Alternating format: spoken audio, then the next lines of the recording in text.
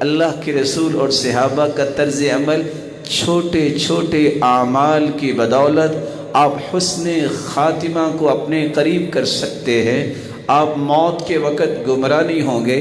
سب سے پہلا کام، آپ وضو تو کرتے ہیں، وضو کرنے کے بعد جو شخص یہ پڑھ لے سبحانک اللہم وبحمدک اشہد ان لا الہ الا انت استغفرک واتوب الیک، صرف اتنے کلمات، اے اللہ تو پاک ہے، اے اللہ تیری تعریف کے ساتھ ہی تیری ثنا کرتے ہیں، میں گواہی دیتا ہوں میرے مالک کہ تیرے سوا کوئی عبادت کے لائق نہیں، میں تیری طرف ہی لوٹتا اور رجوع کرتا ہوں، توبہ کرتا ہوں اور اپنے گناہوں کی بخشش مانگتا ہوں۔ اتنے مبارک کلمات کہہ دے۔ حدیث کہتی ہے کتب فی رق ثم جعل فی طابع فلم یکسر الی یوم القیامہ، اللہ عز و جلال اس نیکی پہ مہر لگا دیتے ہیں، ایسی مہر لگاتے ہیں جو قیامت تک ٹوٹتی ہی نہیں، قیامت تک وہ نیکی محفوظ ہو جاتی ہے۔ وَمَن تُقُبِّلَ لَهُ حَسَنًا، جس کی ایک نیکی بھی قبول ہو گئی رب تعالیٰ اسے جنت کا وارث بنا دیں گے۔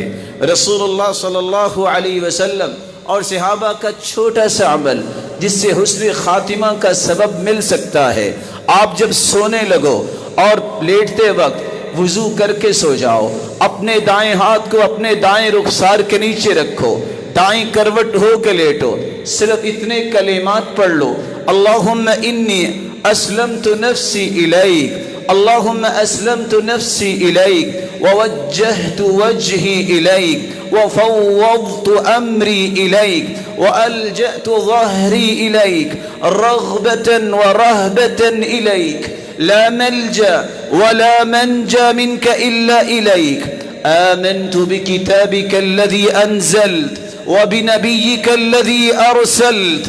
اتنے کلمات کہہ دو، اللہم انی اسلمت وجہی الیک، اللہ میں نے اپنا چہرہ تیری طرف لگا دیا ہے، ووجہت وجہی الیک، میرا تو رخ بھی تیری طرف ہی ہے، وفوضت امری الیک، میں نے زندگی کے سارے معاملات تیرے سپرد کر دیے ہیں، والجأت ظہری الیک، میرا سہارا بھی تو ہی ہے، رغبتا ورہبتا الیک، اللہ خوف بھی تیرا، امید بھی تجھ سے ہی، لا ملجا ولا منجا منک الا الیک، تو ہی میرا ملجا و ماوا ہے، تو ہی مجھے دنیا اور آخرت میں مصیبتوں سے نجات دے سکتا ہے۔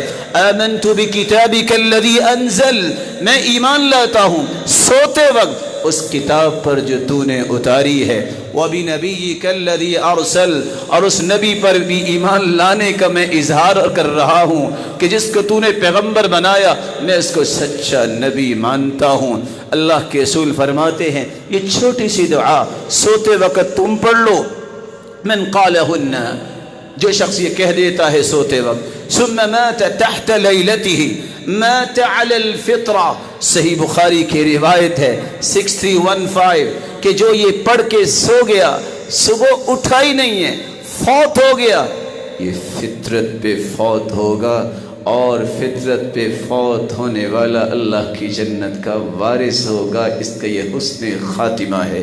تیسرا طریقہ، زندگی میں ایک نہیں سینکڑوں مجالس لگتی ہیں، بیٹھتا ہے انسان، کچھ کہتا ہے، کچھ سنتا ہے، خاموش رہتا ہے، مجلس برخاست ہو، اللہ کے رسول کی سنت کو زندہ کر لے، صحابہ کے عمل کو تازہ کر لے۔ کان اذا جلس مجلسا، اللہ کے رسول جب بھی کہیں بیٹھتے، او صلی، یا نماز پڑھ کے اٹھتے، تکلم بکلمات، کچھ کلمات اپنی زبان اقدس پہ لاتے۔ سیدہ عائشہ رضی اللہ تعالی عنہ فرماتی ہے میں نے سوال کیا، صحیح النسائی کی روایت ہے 1344، اللہ کے پیارے پیغمبر آپ مجلس سے اٹھتے وقت کیا فرماتے ہیں؟ آپ نماز پڑھ کے اٹھتے ہیں تو آپ کی زبان اطہر سے کچھ کلمات نکلتے ہیں، آپ کیا بولتے ہیں؟ آپ نے مسکرا کے فرمایا میں یہ بولتا ہوں سبحانک اللہم وبحمدک استغفرک واتوب الیک، اللہ تیری ہی پاکیزگیوں کو میں بیان کرتا ہوں، اے اللہ تو ہی اس لائق ہے کہ تیری ہی تعریفیں کی جائیں، تیری تعریفوں اور پاکیزگیوں کو بعد میری ایک گزارش ہے میرے گناہوں کو معاف کر دے، میں تیری طرف ہی توبہ کرتا ہوں۔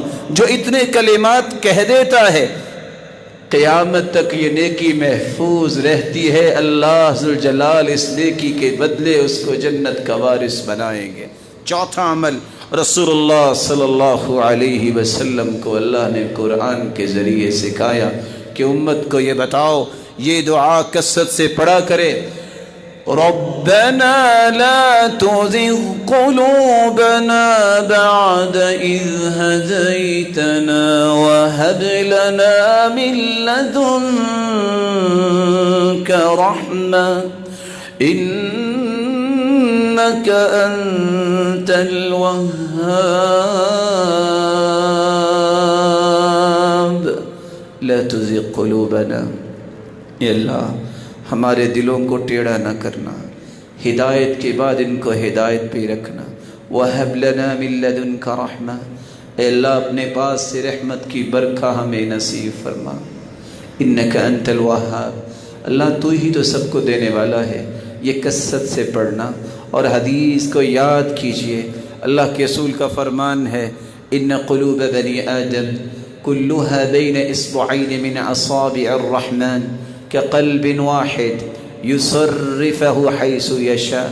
صحیح مسلم کی روایت ہے 2654 کہ ساری دنیا کے دل تو اللہ ذوالجلال کی 2 انگلیوں کے درمیان ہیں، جس طرح وہ چاہے پھیر سکتا ہے۔ اس لیے ربنا لا تزغ قلوبنا بعد اذ هديتنا وهب لنا من لدنك رحمة انك انت الوهاب کے ساتھ ساتھ یہ دعا بھی چلتے پھرتے پڑھنے کو معمول بنائیے۔ یا مقلب القلوب ثبت قلبی علی دینک ویا مصرف القلوب صرف قلبی الی طاعتک، اے دلوں کو پھیرنے والے مجھے دین پہ ثابت قدمی عطا فرما۔ اے دلوں کو پھیرنے والے میرے دل کو اپنی اطاعت کی طرف پھیر دے، میرے دل کو اس عمل کی طرف پھیر دے جس سے تو راضی ہو جائے۔ رسول اللہ صلی اللہ علیہ وسلم اور صحابہ کا ہر وقت کا عمل جو 5واں تھا وہ یہ تھا، وہ کفارات کو اختیار کرتے۔ کس اعتبار سے؟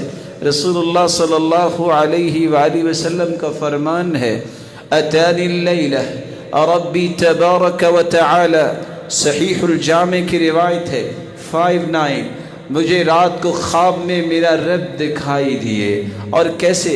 فی احسن صورہ، میں نے اپنے رب کو خواب میں دیکھا اور میرے رب نے فرمایا جو بہت خوبصورت شکل میں تھے، یا محمد، اے محمد، هل تدری فیما یختصم الملأ الاعلی، آپ کے علم میں ہے کہ ملأ اعلی فرشتوں کی آپس میں بحث کس بات پہ ہوتی ہے؟ قلت لا، مجھے نہیں علم۔ فوضع یدہ بین کتفی، اللہ ذوالجلال نے اپنا مبارک ہاتھ میرے دونوں کندھوں کے درمیان رکھا، حتی وجدت بردہا بین ثدیی، میں نے اپنے پورے سینے میں اس ہاتھ مبارک کی ٹھنڈک کو محسوس کیا۔ فعلمت ما فی السماوات وما فی الارض، اللہ نے جو مجھے سکھانا تھا وہ سکھا دیا اور مجھے وہ علم ہو گیا۔ فقال یا محمد هل تدری فیما یختصم الاعلی، اللہ نے پھر پوچھا میرے محبوب فرمائیے آپ کو علم ہے کہ ملأ الاعلی فرشتے کس بات میں بحث و تکرار کرتے ہیں؟ قلت نعم، جی ہاں، فی الکفارات والدرجات، کفارات کے اندر کہ ان کا اجر کیا لکھے، درجات کے متعلق ان کا اجر کیا لکھے۔ کفارات کیا ہے؟ المکث فی المساجد، المکث فی المساجد بعد الصلوات والمشي على الأقدام إلى الجماعات وإسباغ الوضوء في المكاره۔ 3 چیزیں، نماز پڑھ کے مسجد میں بیٹھے رہنا اور پیدل چل کے مسجد میں جانا اور سخت سردی میں بھی وضو کرنا، یہ ایسے اعمال ہیں 3 کہ اللہ تعالیٰ زندگی کے سارے گناہوں کا ان تینوں اعمال کو کفارہ بنا دیتے ہیں۔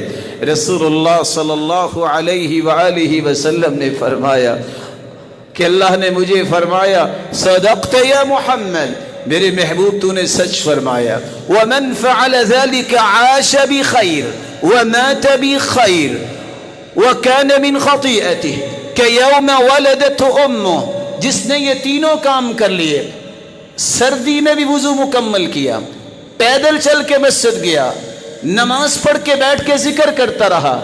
جب تک زندہ رہے گا خیر پہ رہے گا، موت بھی آئے گی خیر پہ آئے گی، گناہوں سے اس طرح پاکیزہ ہو جائے گا جس طرح آج ہی اس کی ماں نے اسے جنا ہے، کوئی گناہ باقی نہیں بچا۔ رسول اللہ صلی اللہ علیہ وسلم نے ایک چھٹا عمل بھی ہر وقت معمول بنایا، جس کو صحابہ نے بھی معمول بنایا، سید الاستغفار جس کو کہتے ہیں۔ صحیح الجامع کی روایت ہے 3674، رسول اللہ صلی اللہ علیہ وسلم کے صحابی شداد ابن اوس رضی اللہ تعالی عنہ روایت کرتے ہیں کہ سید الاستغفار کے بارے میں اللہ کے رسول نے فرمایا، وہ یہ کہے: اللہم انت ربی لا الہ الا انت خلقتنی وانا عبدک وانا على عہدک ووعدک ما استطعت اعوذ بک من شر ما صنعت ابوء لک بنعمتک علی وابوء بذنبی فاغفر لی فإنه لا يغفر الذنوب الا انت۔